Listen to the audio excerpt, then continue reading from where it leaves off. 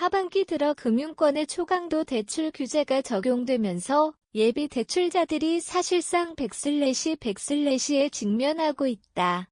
최근 시행된 다중 규제 조치는 수도권 주택담보대출, 주담대 한도를 6억 원으로 제한한 데 이어 이달 1일부터는 3단계 스트레스 DSR, 총부채 원리금 상환 비율까지 적용되면서 대출 한도는 더욱 좁아졌다.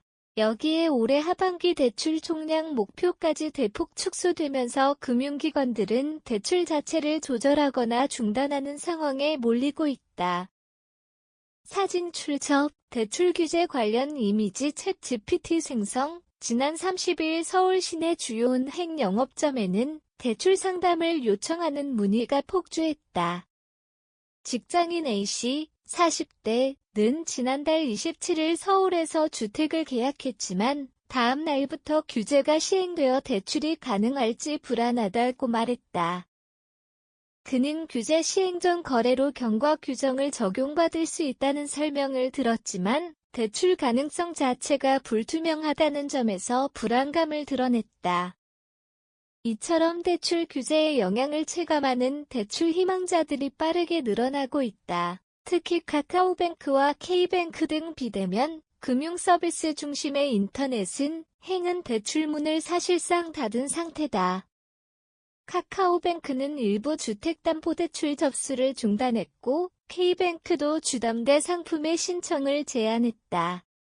한 인터넷은 행 관계자는 며칠 안으로 일부 대출을 재개할 수 있도록 준비 중이지만 당분간 기업 대출 중심으로 전략을 전환할지 검토 중이라고 밝혔다.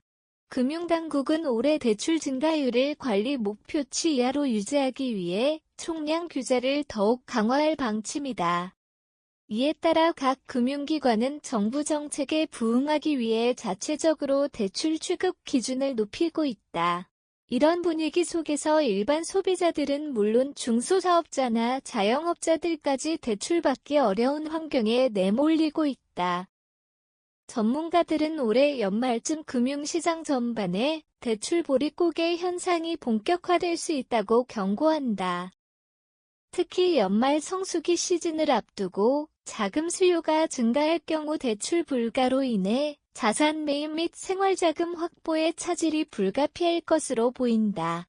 대출에 의존해 집을 사거나 사업을 확장하려던 이들에게는 치명적인 상황이다. 이번 3중 규제는 단기적인 시장 안정 효과는 있을 수 있으나 장기적으로는 실수요자들의 내 집 마련 꿈을 더욱 멀게 만들고 있다는 비판도 제기된다.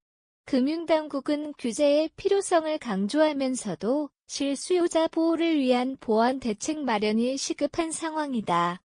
현재 시행된 3중 대출 규제는 수도권 주택담보대출 한도 제한 3단계 DSR 도입 그리고 대출 총량 감축이라는 복합적인 조치다.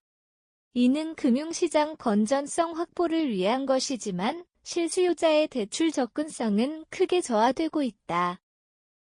하반기에는 비대면 은행 중심의 대출 중단 사례가 속출하며 전반적인 자금 흐름에도 차질이 예상된다. 이번 대출 규제는 금융시장의 안정성과 과열 방지를 목표로 시행되었지만 결과적으로 실수요자에게는 벽이 되고 있다. 특히 예고 없는 갑작스러운 규제 변화는 서민층과 청년층에게 큰 혼란을 주고 있으며 금융당국의 세밀한 대응과 실수요자에 대한 예외 규정이 절실히 요구된다.